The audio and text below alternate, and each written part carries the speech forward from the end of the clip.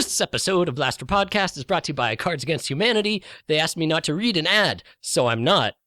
Whoa, this is meta. Bling blong, Dottore Belordo here. Did you know the episode that you're about to listen to was edited by Keith Hand? Keith Hand! Thank you so much, Keith. You really pulled my flat out of the mire. One more time. Hello, scientists. My new book, The Silent Scream of Melania Trump, is available now for pre-order on Inkshares.com. It's part of a competition. The top 3 pre-ordered books get published and marketed by Inkshares. And as of this recording right now today, The Silent Scream of Melania Trump is number 4. Oh, so close! So please, open up your browser, go to Inkshares.com right now, and pre-order The Silent Scream of Melania Trump. Thank you so much for your support, and enjoy the show.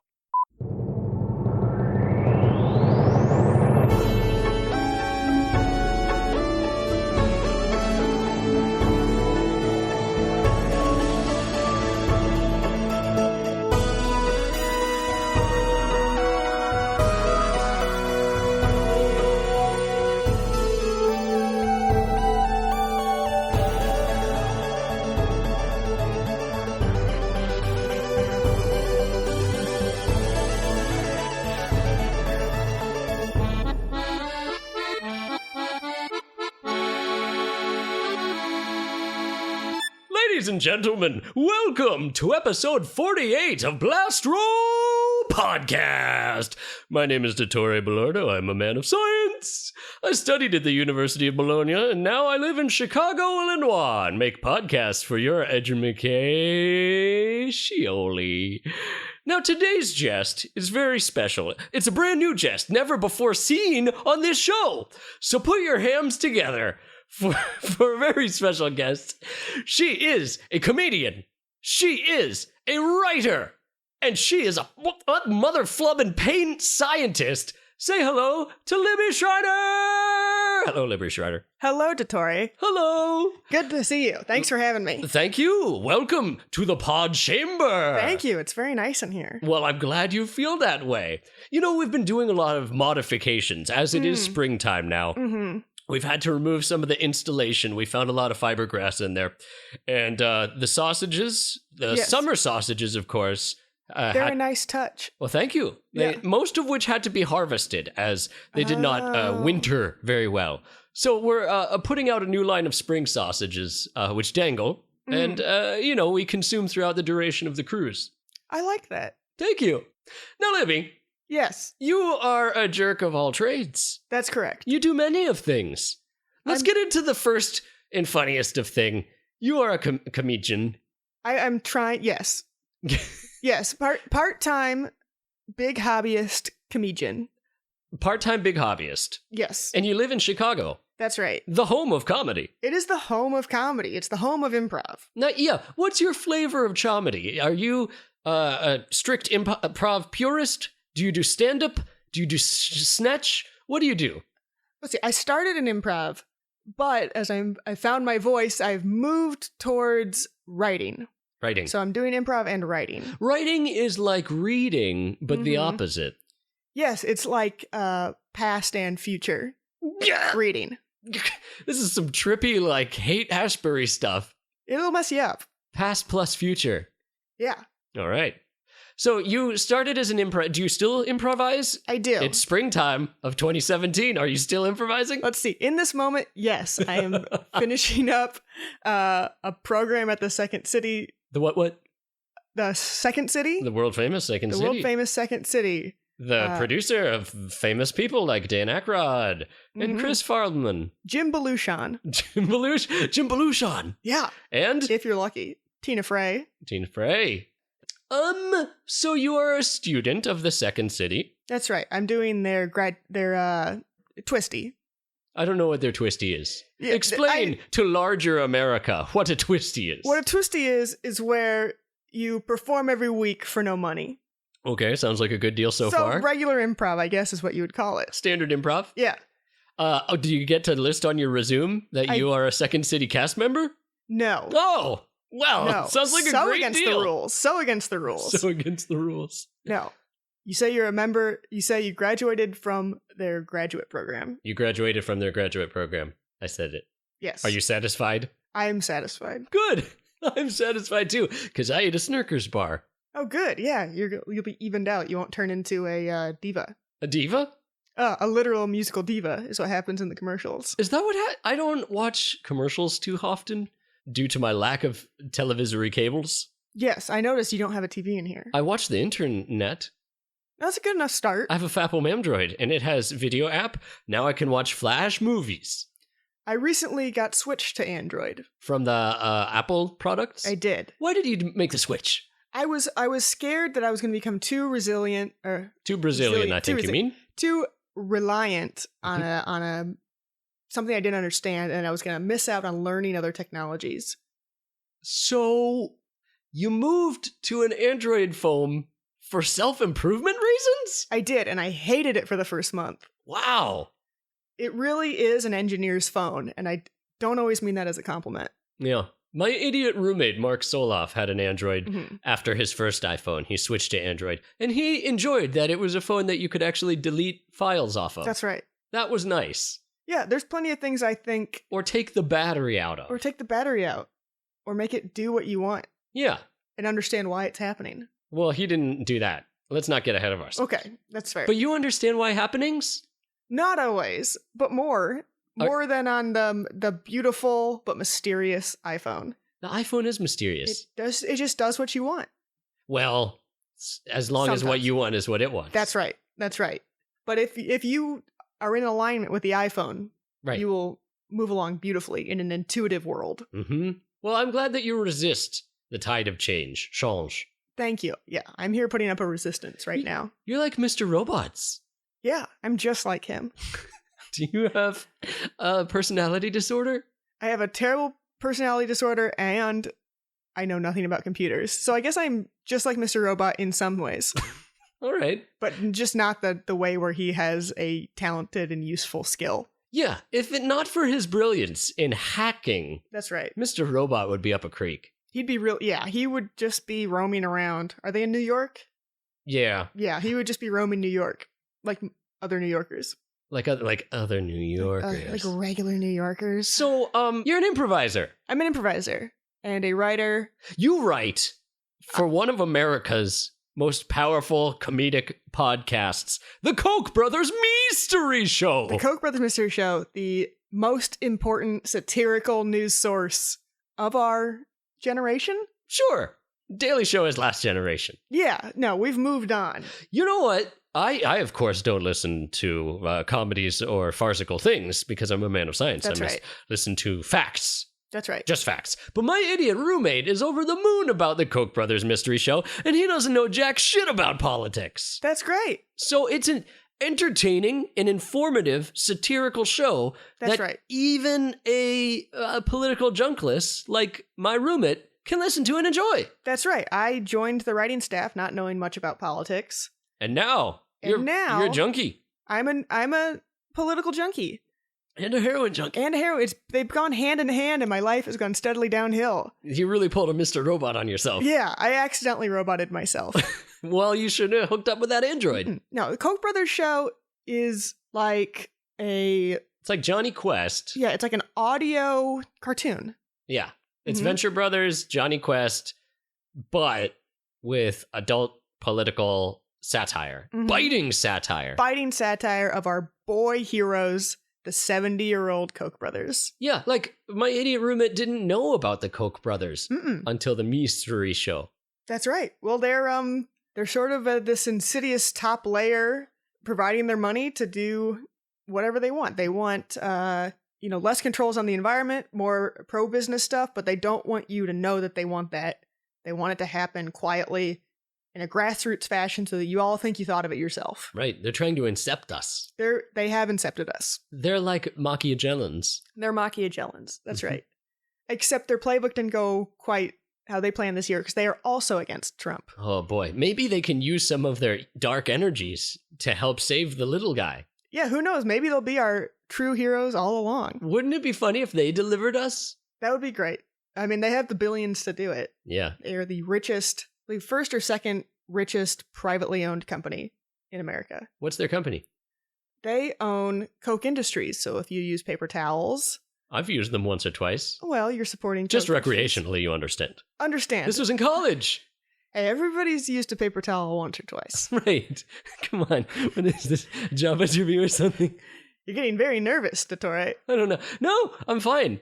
I'm absolutely fine. Okay. I'm a calm, tranquil pond. That's right. Filled with paper Gators! towels used by the Koch brothers. Yeah, filled with paper towels used by the Koch brothers. They manufacture paper tools. Paper towels, but not just that. I'm just saying that most home good, lots of home goods, industrial things, lots of pipelines. They're very involved in gas, and I'm very involved in gas as well. I've become aware. It's our greatest natural resource. I've become aware inside this pod chamber. Yeah. How do you think we smoke the sausages? Oh no. Oh, yes. Oh my, what a treat.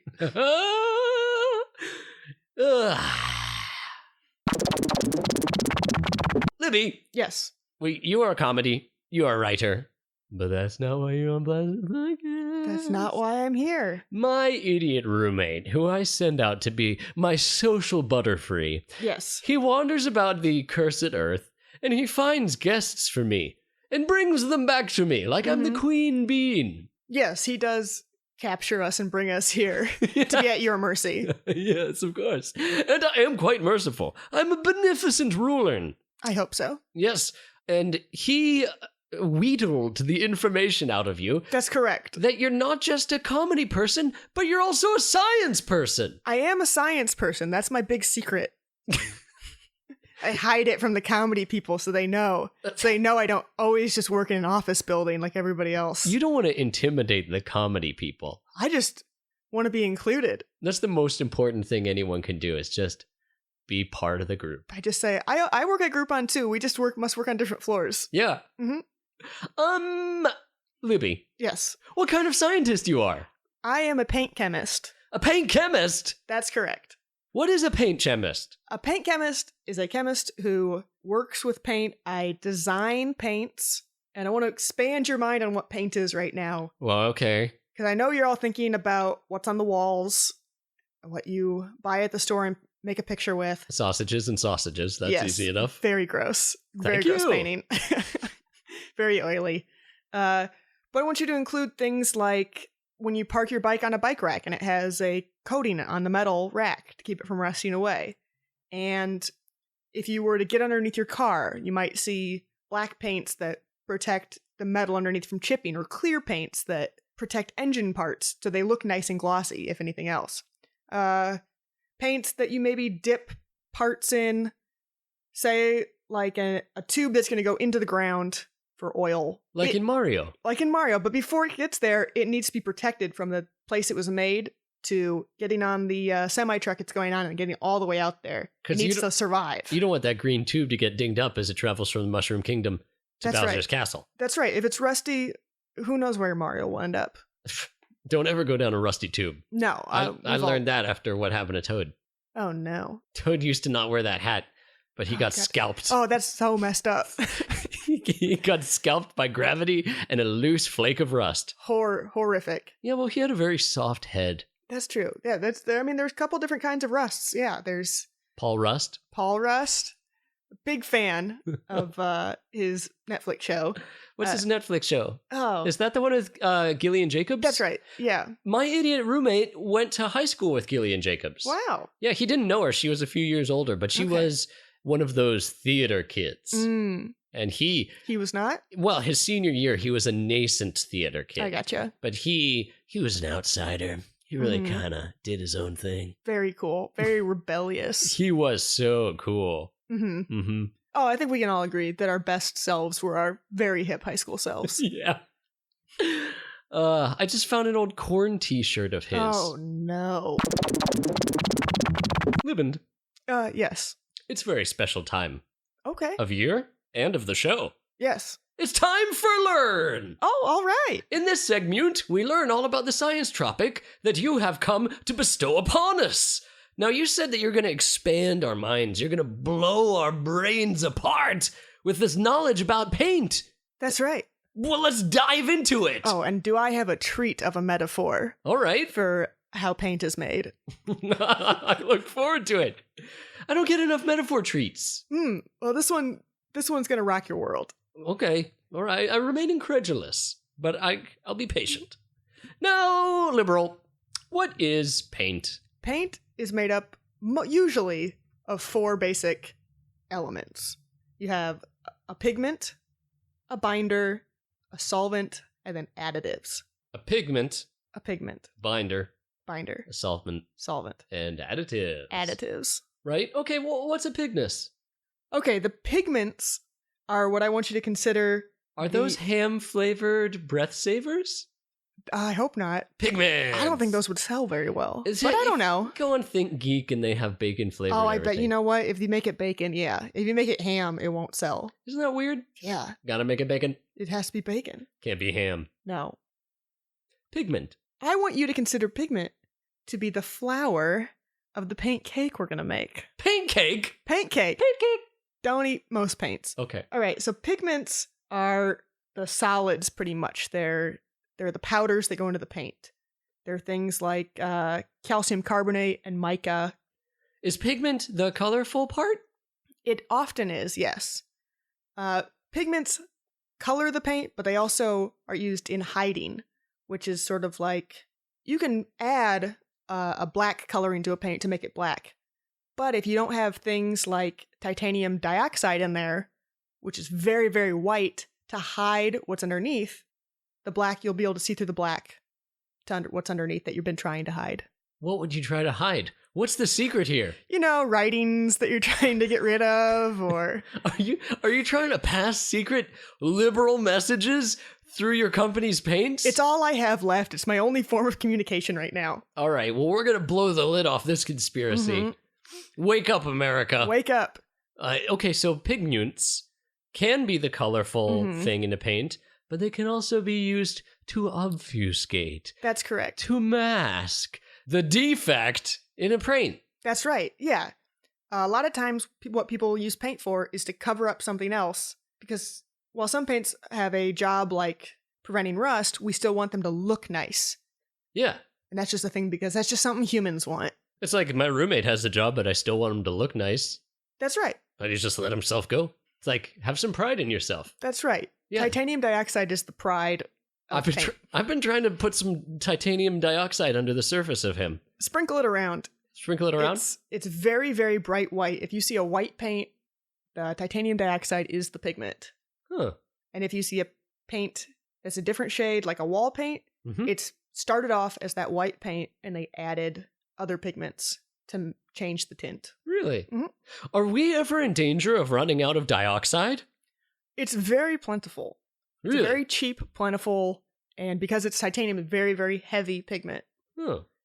And because it's very, very heavy, you need things like binders to keep it all from coming down in the paint and packing down at the bottom and settling into sort of a puck at the bottom of your paint. Like that scampish imp from Midsummer Night's Dream? I bet he would love to have a little puck of paint. Methinks he would. Cause all sorts of problems. A mini puck. A mini puck. Binders, they're what the pigment sort of floats in, and it's what's holding the whole thing together. It's the egg of the cake. Egg cake! Egg cake.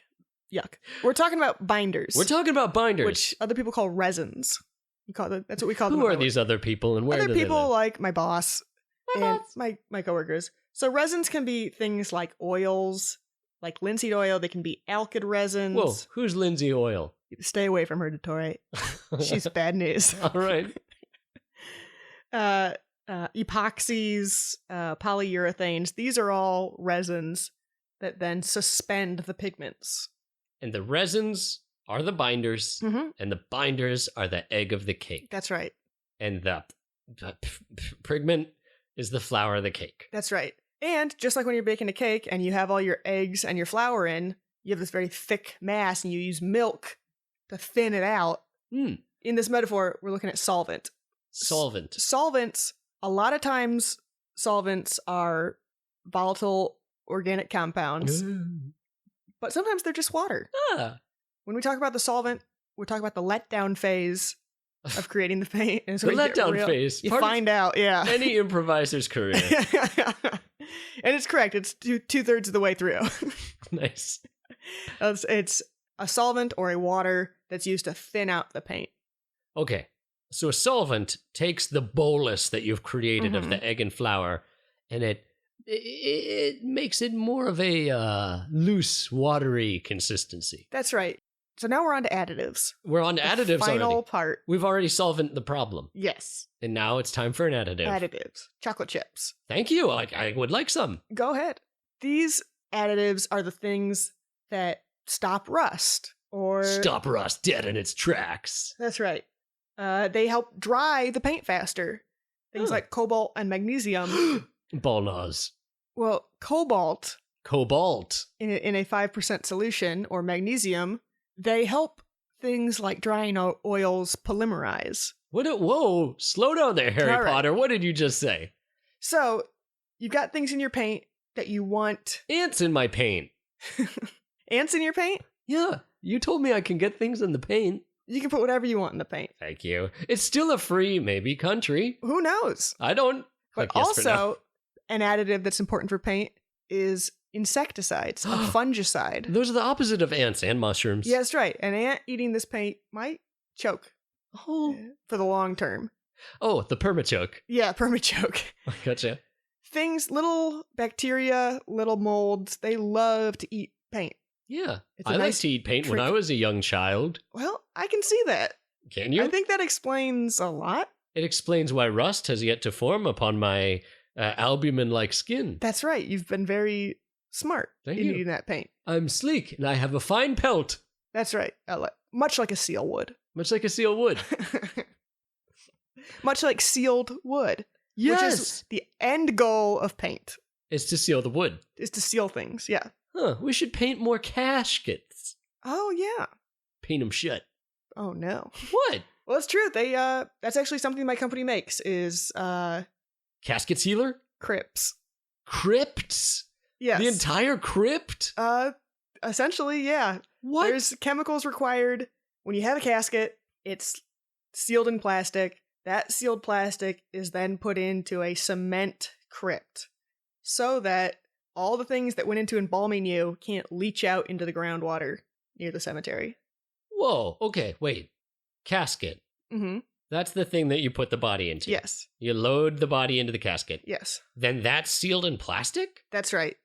Then that plastic is stuck in a crypt. And the crypt is just like a locker made out of cement? That's right. But how does this magic trick happen? Because they lower the body into the ground and the body's in a casket. Have they been burying empty caskets and putting the You bury real it, ones? and then you bring it back up, and then you send the family out. Oh, really? I think so. We specialize in two things, paints to make crypts that are like you can get a lovely soft pink or a lovely teal. I don't want to have to be buried in Easter pastels.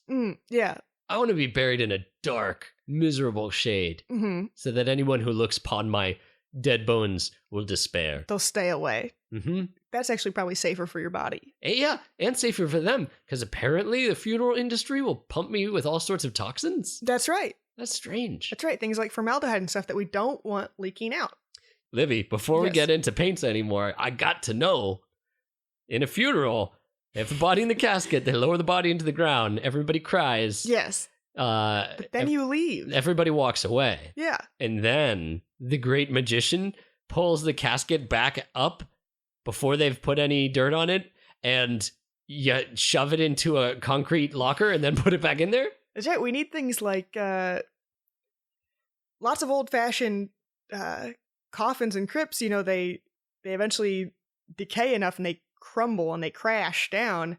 Crash down. And then you have a problem with the The dirt. the dirt. The mound. You get big divots. Oh my god, grave divot. Yeah. That's awesome. So you need things like crypts to keep everything level. It's like the bedrock of the grave mound. Mm-hmm. That's right. It's Interesting. your own special little room. Yeah. Mm-hmm. Your own private hell. That's right. Jesus. And you guys paint the casket. No, you paint the interior of the crypt. I believe so. I believe it's the inside or the outside. Yeah, we do, make things that go on headphones, make things that hold golf clubs together. Wait, have you ever gotten to lie down in one of these crypts? Oh, no, thank you. But we do have a tiny, tiny crypt on display. Like for a child. Yeah. Very nice. I like to think it's for a baby doll because it's so little. I have to go, that's only a baby doll could fit in that. It's just a not a real thing. Maybe it's a tiny adult. Yeah, maybe like it's just a Benjamin Button. little itty bitty 1 foot tall adult's future crypt. Yeah. Mm-hmm. Yeah. It's a crypt for a baby.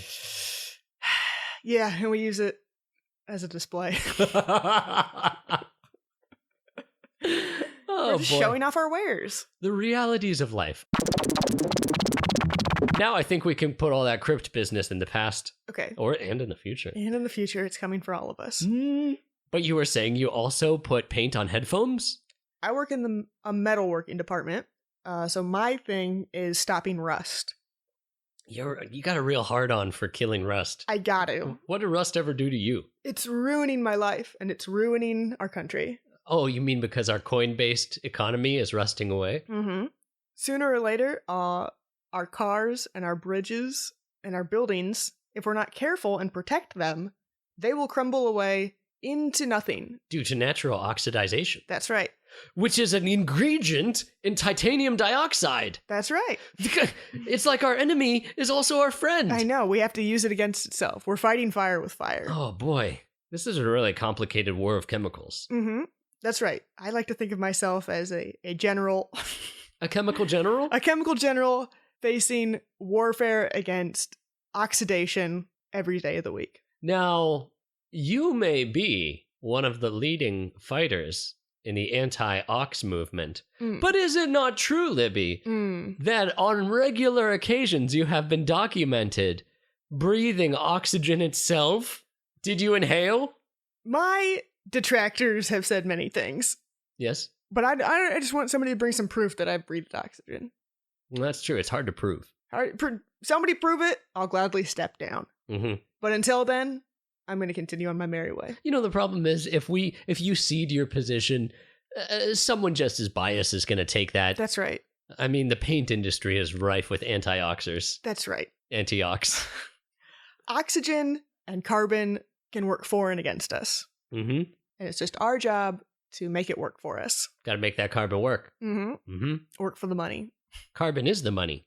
Carbon is the money. Carbon's in the money. Mm-hmm. Isn't that weird? It's very weird. I thought it was weird.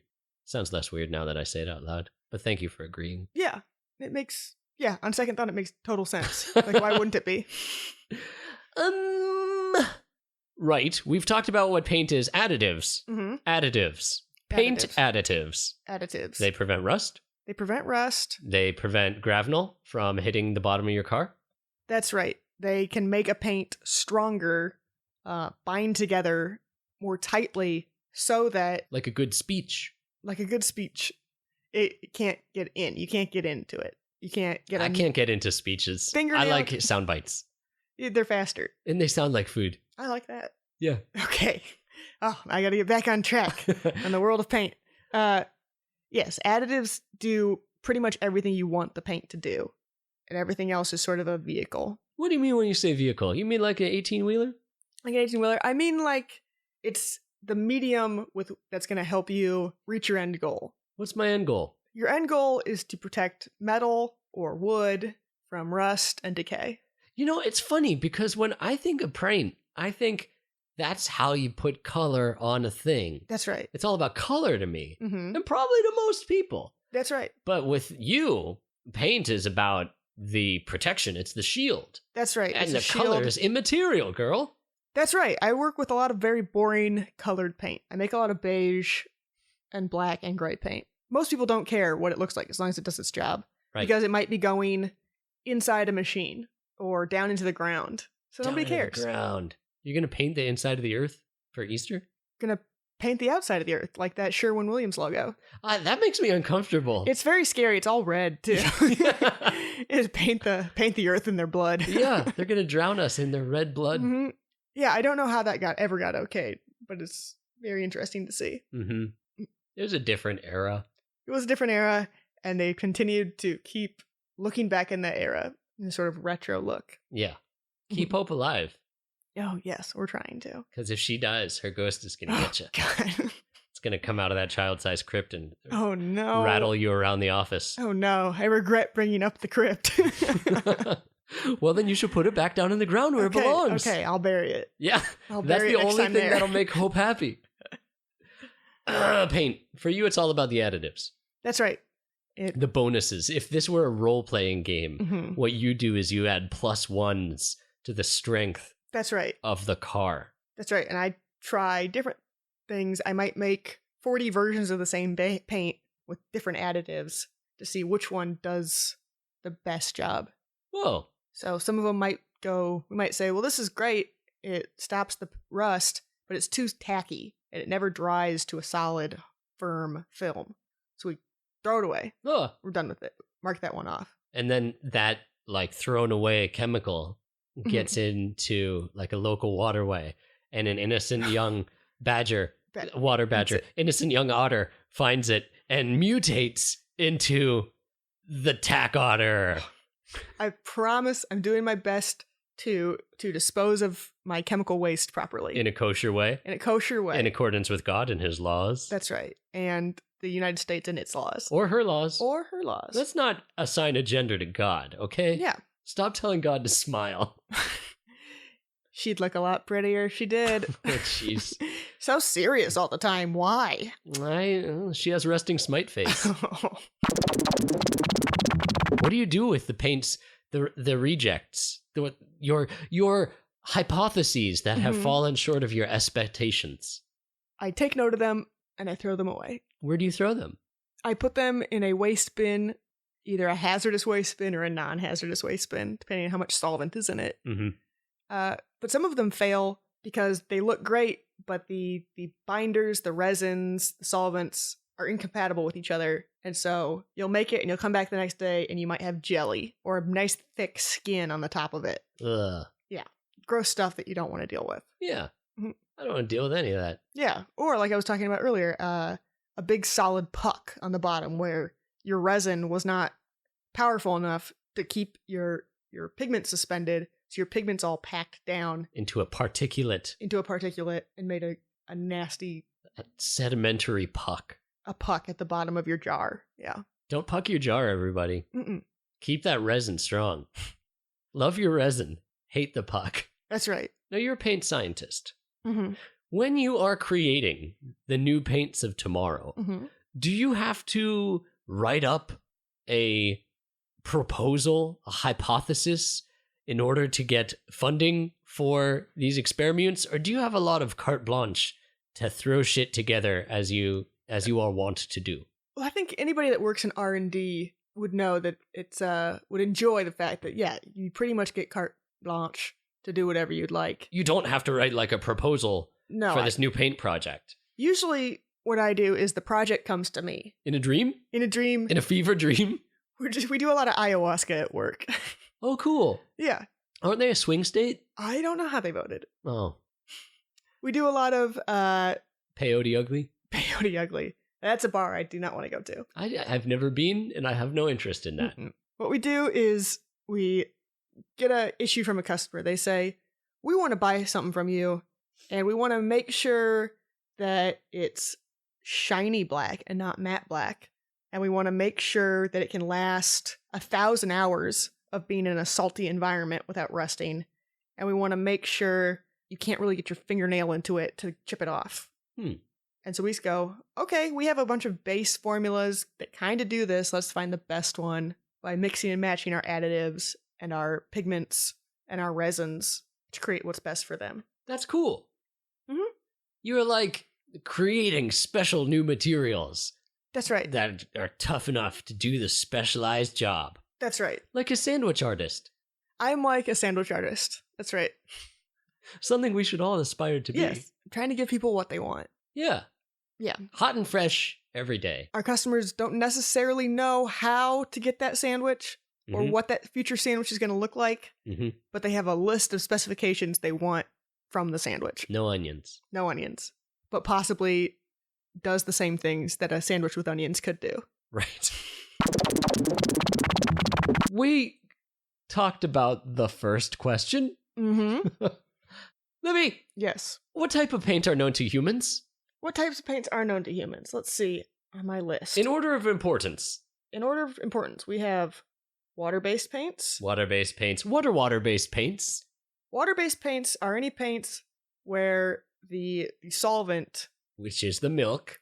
the milk, is water. Milk is water. Where the milk is the water. Where what's going to come off it as it evaporates is just water and nothing that's going to harm you. So when you talk about evaporate, when you put the paint on something, it's wet, and then over time it dries. Mhm. And as it dries, typically the solvent comes out of it in gas form, right? It That's right. evaporates out, and then you've got a dry paint stuck to your wall. That's right. And in fact, you can actually measure that. When you put something on a wall, you have a wet film thickness. So maybe you'll put it on at 20 microns. It's very, very thin. I think a micron is 1/1000th of an inch. I mixed up my mils and my microns. You know, I'm a man of science, not a mathematician, of course. So Fair enough. micro is the micron. Yeah, Let's so say 1/1000th. 1/1000. So you put it on 20 microns thick. After all the solvent and the water dissolves off, that paint that's left on your wall might only be 5 microns thick. Whoa, And that's the final film thickness. it's lost thickness. Yep. That's why a lot of times you have to do several coats of paint, because if you put on as much as you could, it would all be too runny. It would all run down the wall. So you have to put a layer on, let it dry, then put your second layer on. Otherwise, you're going to have a mess. It's like me and my mascara That's right. when I'm out partying with the girls. Oh, do you cry it off sometimes? Yeah. Those girls are mean. I'm sorry. What is the other type of paint? Solvent-based is another type of paint. That is stuff like mineral spirits, things like hexanes and other sort of kind of nasty things people are scared of. Now, you have mentioned mineral spirits. Mm-hmm. Can you define that a little bit Yeah, I'm more trying for to. It's the like- laymians? When you say spirits, you mean it more in the sense of like alcohol? Like an alcohol, yes. This is like a very old-fashioned word that's still used in the industry. Yeah. Mineral spirits, yeah. It's like an byproduct of oil production. Yeah, you get a lot of byproducts as you clean and start filtering through petroleum products. And one of the runoffs of that is mineral spirits. That's fun.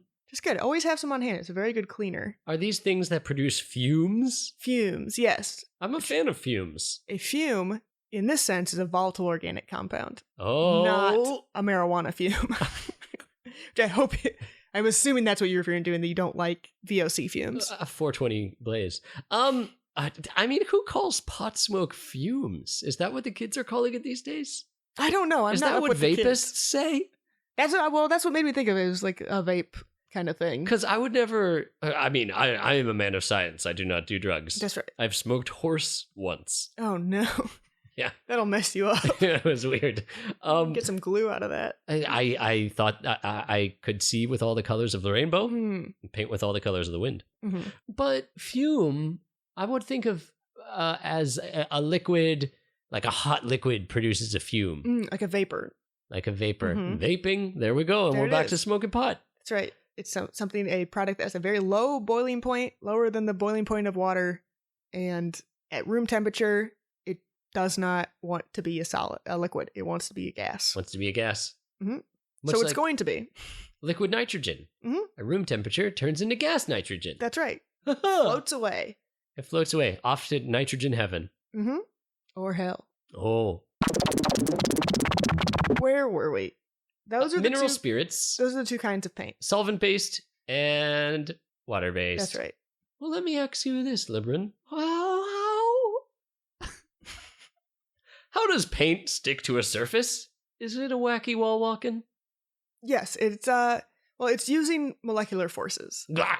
It's using sort of weak bonds to stick to the wall and to stick to itself.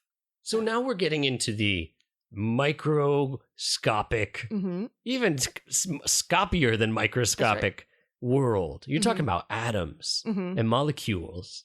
Yes, we oftentimes clean the surface the paint is going on to create more opportunities for the atoms to interact.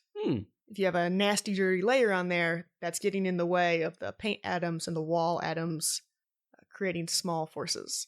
Small forces. Weak forces. Weak forces. Mhm. What are these weak forces you speak of? Weak forces. I mean, we're talking literally the weak forces. We're talking van der Waals. Of course, we're all familiar with van der Waals. We're talking electrons sharing back and forth, but not necessarily creating new bonds, just making them want to be near each other, but we're not forcing them to be near each other. Right. Mhm. Yeah. So for those listeners out there who might be a little less than familiar with subatomic particles, atoms that share electrons with each other, or molecules that can share electrons across each other, they can bond. Ionically, yes. Ionically, yes. With no degree of irony. The No. ionic bond is when they share an electron. There's also a Is that right? covalent, The covalent bond. Yeah. And the weak forces are when they kind of share an electron for a short amount of time, right? Mhm. Or are they just attracted to each other before they can even share that electron? Yeah. I mean, I'm fuzzy on the details. I've been out of college for 5 years. Haven't we all? Yes. So the weak forces are an even weaker bond than ionic or covalent. Mhm. So I would assume pretty easy to break that bond on the atomic Yes. scale of things. On an atomic scale, sure.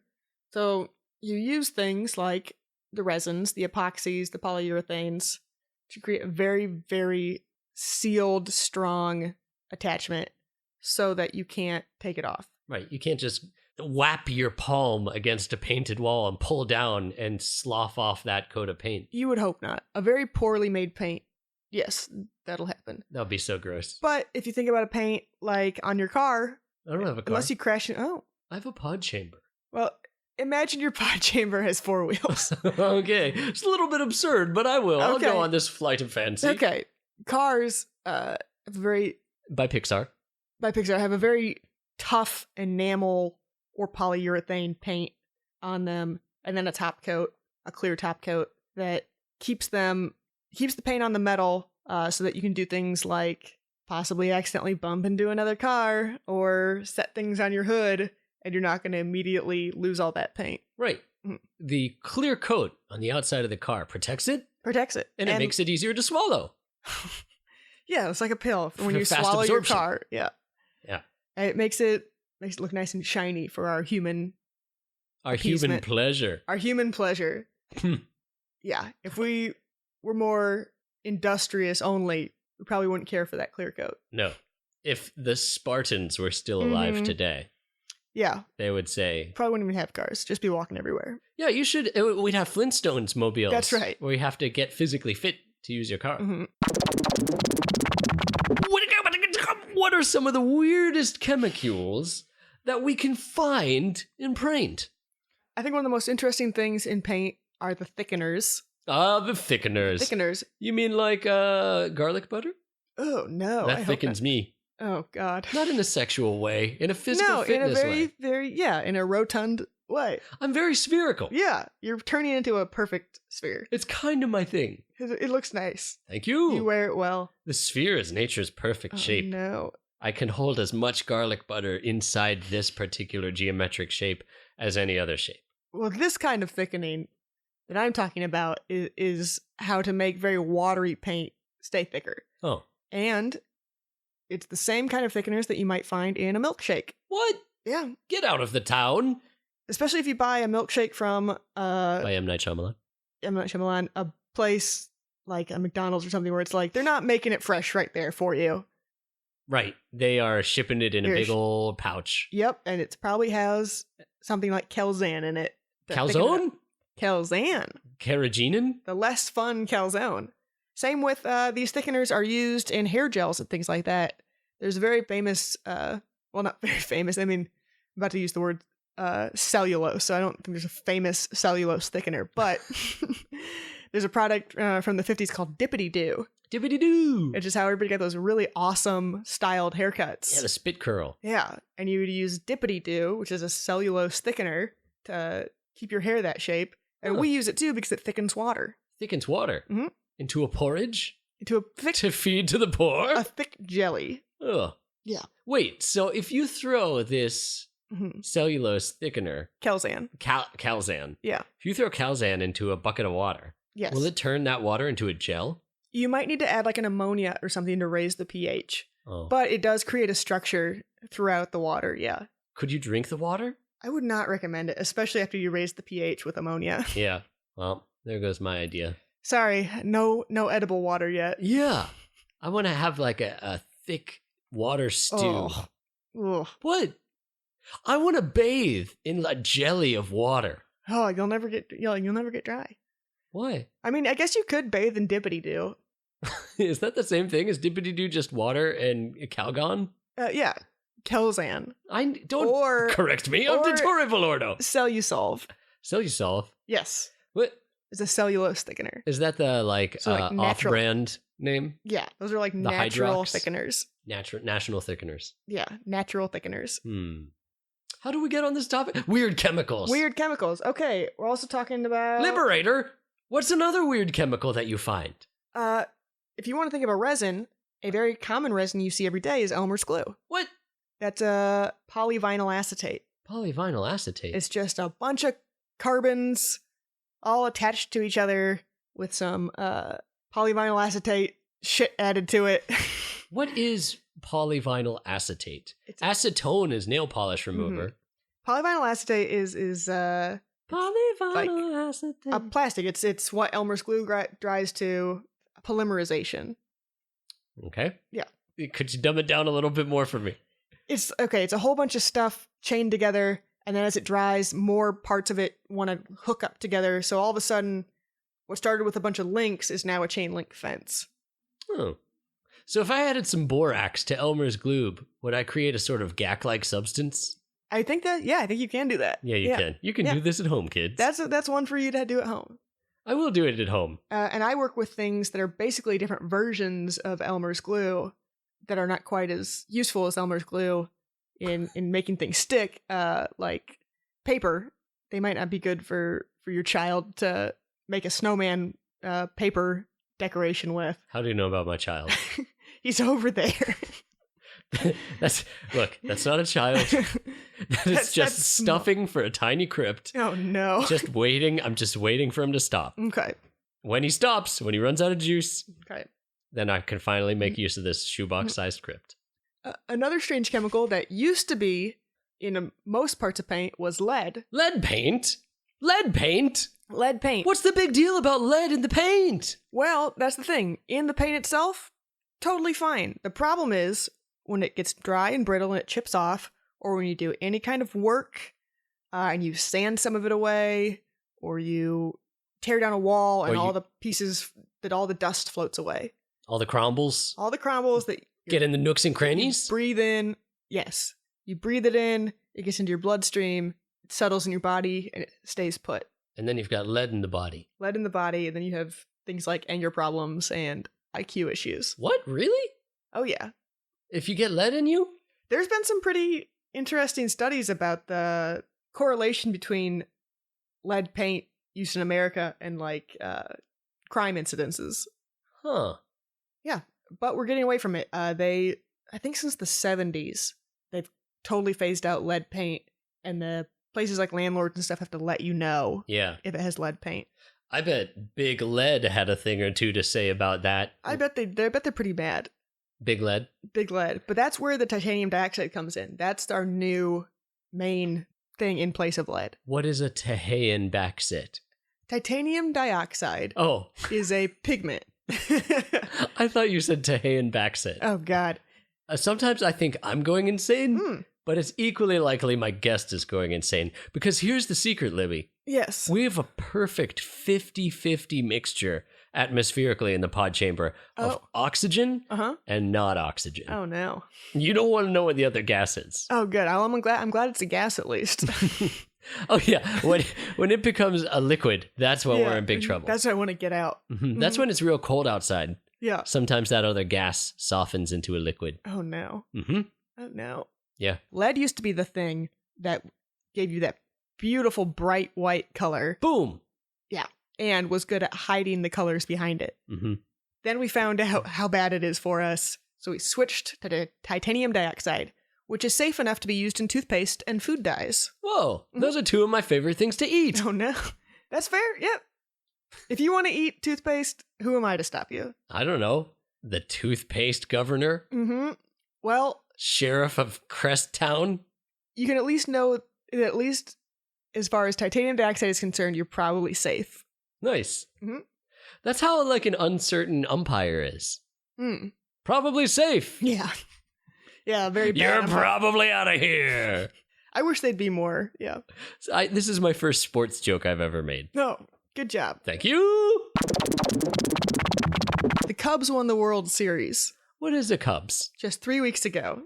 Yes, it's crazy living in Chicago. The most unlikely thing that anyone could ever imagine happened. Yep. And then the election happened, Yep. totally eclipsing the last thing with another incredibly unlikely event. The city was so loud, and then it was so quiet. It gives me hope, though, as an observer of the world, that if these two impossible things could occur, anything could happen. Anything can happen. Yeah. Mm-hmm. I could get my own show on the Discovery Channel. That's right. Dottore's Explorers, Oh, I like that. where I have a team of child explorers that I send out into paint factories.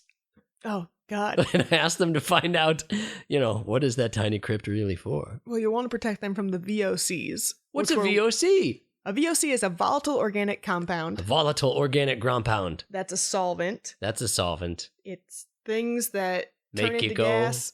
hmm. It's something that turns into gas at room temperature, and it floats off into the environment, and it creates things like smog.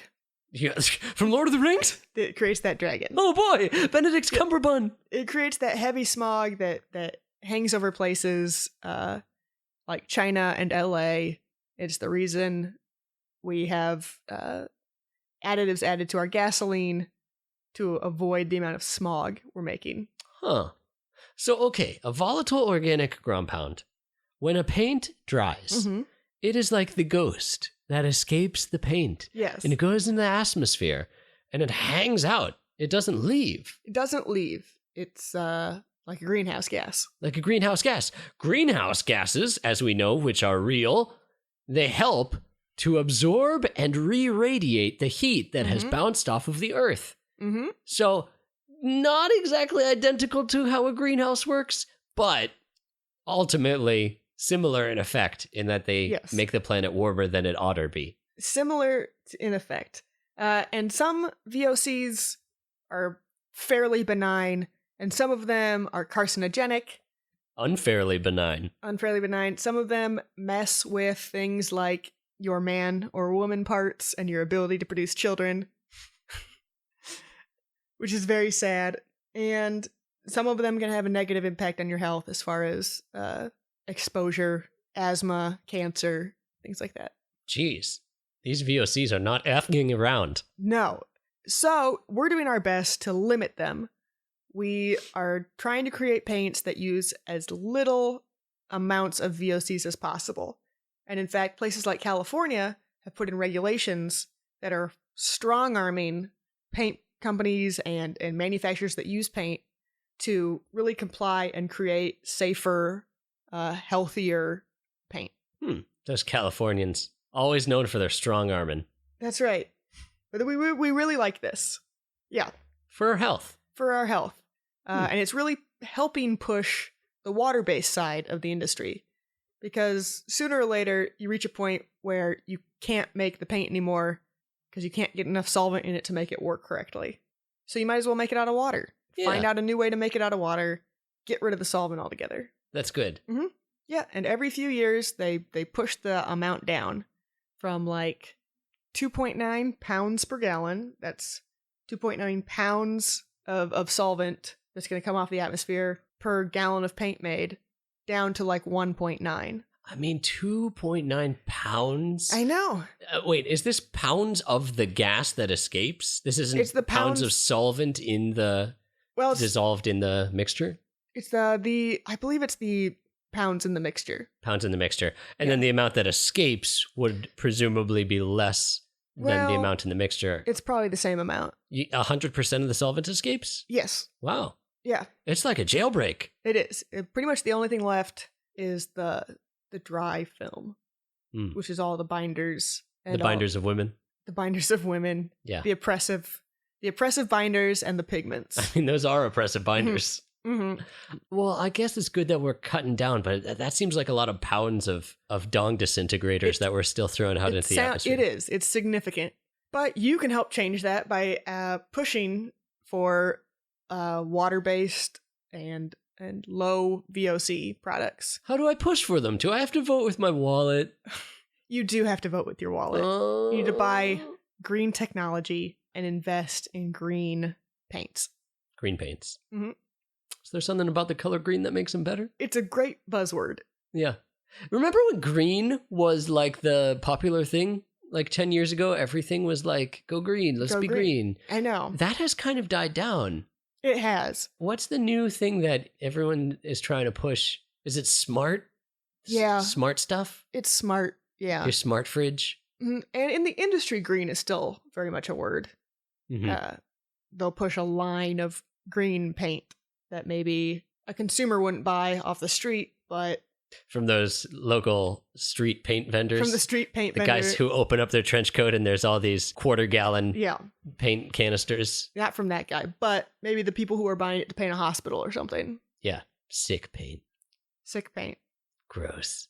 Yeah, and paints are doing things too, like paint for hospitals that maybe are more antibacterial. That's a good idea. Yeah. You don't want those microbes to be making a home in the pores of the wall. That's right. You want to cut down areas where bacteria can find little homes. Yeah, you want them to live on the floor where they belong. Yeah, where they can get mopped up. Yeah, or stepped on. Mm-hmm. And tracked home to your family. That's right. Maybe 2 final questions.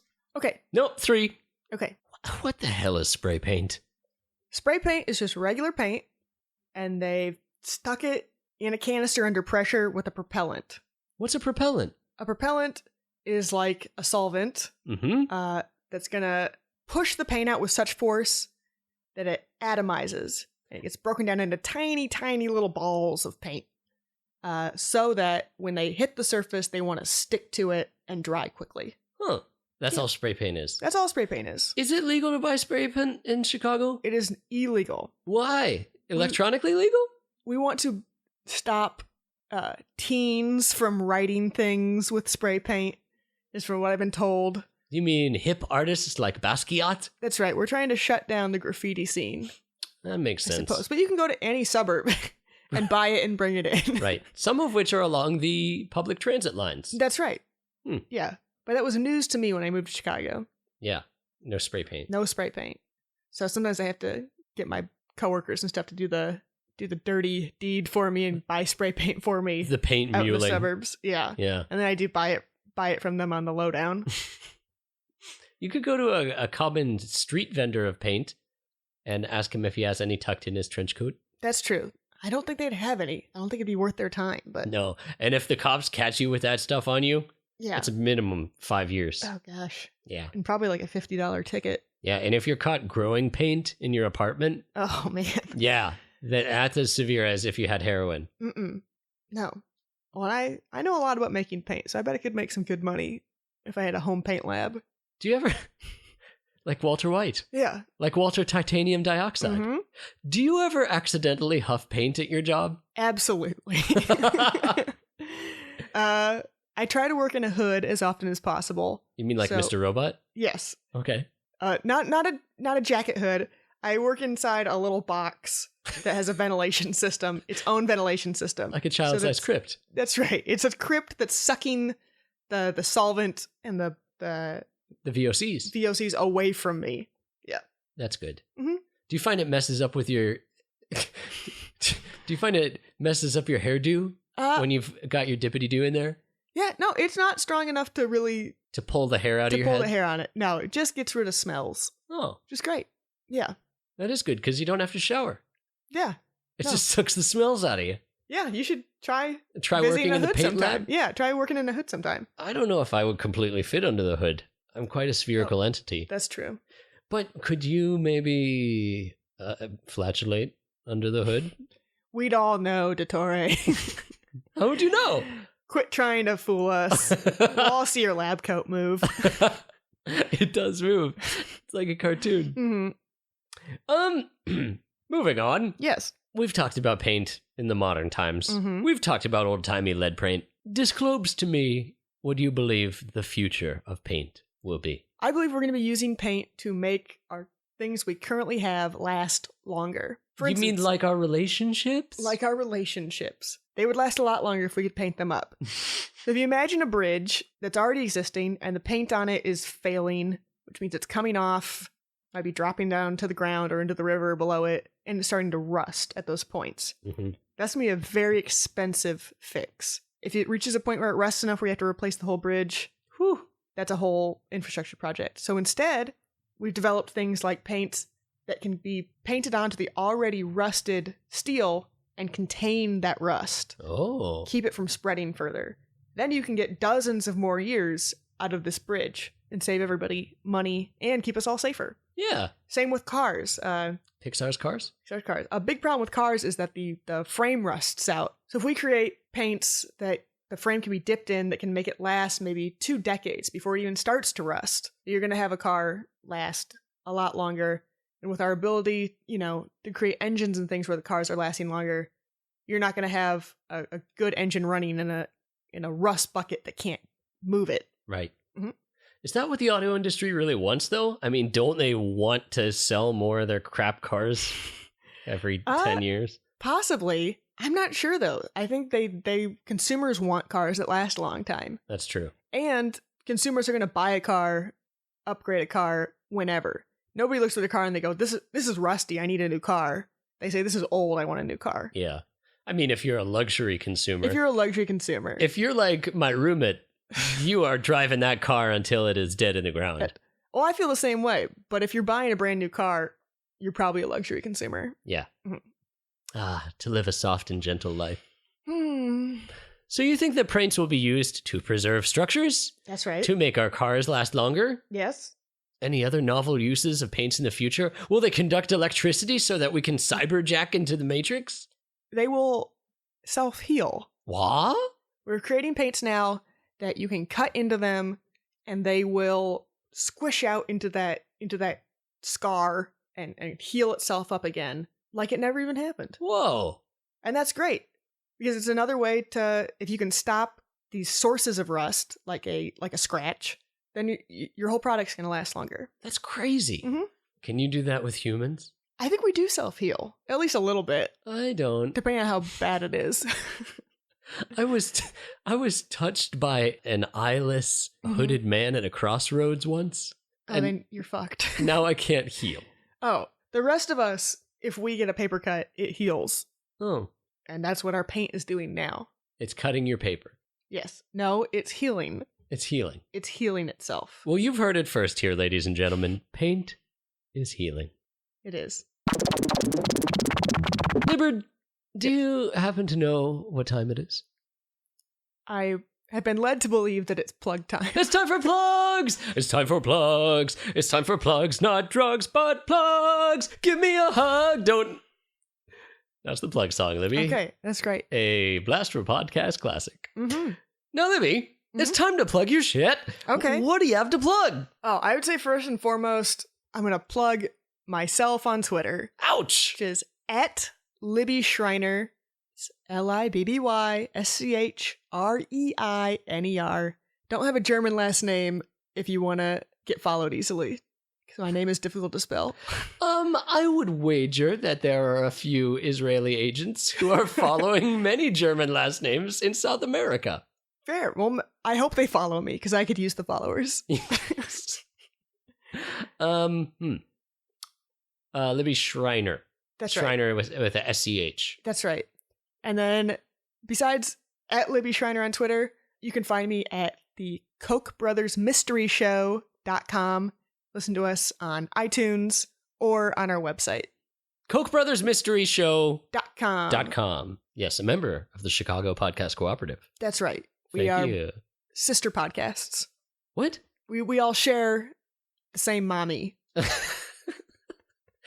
look at it as we are orphans that were brought into the same warm orphanage by Cards Against Humanity.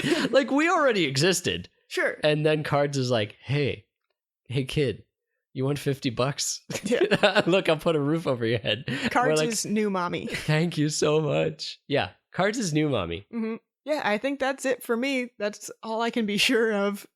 You know what? You have your blog. Oh, thank you. Sometimes updated, libbyschreiner.com. I write essays and jokes and post them up there.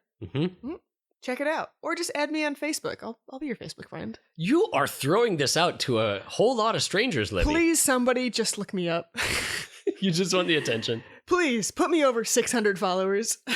How does that help? How is that currency in any way? Oh, it's validity.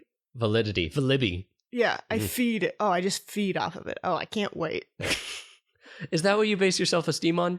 Absolutely. That's why I need the followers. Yeah. Otherwise, how will I know I'm a good person? I was like that once. I think we all were. And now I make my own followers. You just have to bravely go out, put your work out there. I put my workout routines out there. Not a lot of hits on those. Dottore's growlisthenics. It's where you're angry until you lose weight. I've seen that work. It works for some people. For me, I anger eat. You should see me with corn on the cob when I'm in a mood. Oh no. You should put it on a drill bit and let it go. It rips my teeth out. I hate it when that happens. Hey, have you seen candy corn on a cob? Oh, no. When people stick all the candy corns together around a cylindrical frame? Oh, that really freaks me out. It freaks you out? Yeah. That's too much sugar. Oh, I thought you were still thinking about teeth flying out. Oh, yeah, that too, though. You could make a corn of the cob. A corn on the macabre of teeth. Spooky. Happy Halloween 2017. Well, Libby, if that's all the plugs you have. That's all my plugs. We should move into your plugs. Let's move into my plugs. My name is Dottore Belordo. You're listening to Blastropodcast. Please write a review of Blastropodcast on iTunes and give me 5 stars. If you love yourself, then love the show, because the show is your greatest supporter and advocate. When you're out there on the curb, dying slowly of paint inhalation, the lessons that you have learned from Dottore and Libby will come to your aid, or at least come to your mind as you slowly drift out of this mortal coil and off into the VOC-filled atmosphere, blocking your path to heaven itself. Ooh, heaven is a place on earth. Please rate and review me on iTunes. You can also find me on Twitter at AskDottore. Ask me some questions or share some cool stuff. And if you'd like to hear special Bonuts content and capture eternal glory, then become a patron of the show. You can learn more about this process at patreon.com/Blastropodcast.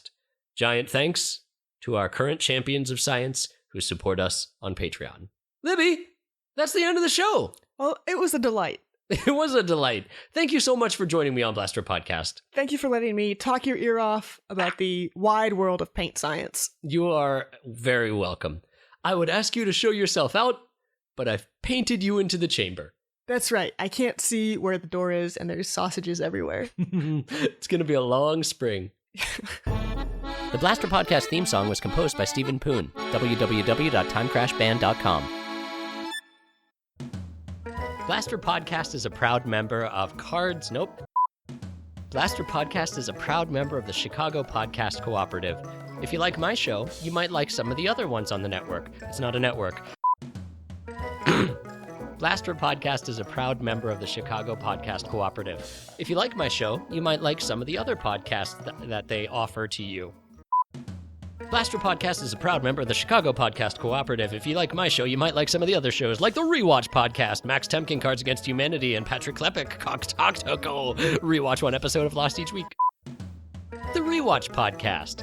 Max Temkin from Cards Against Humanity and Patrick Klepek from Kotaku rewatch one episode of Lost each week. Whoa. The Rewatch Podcast.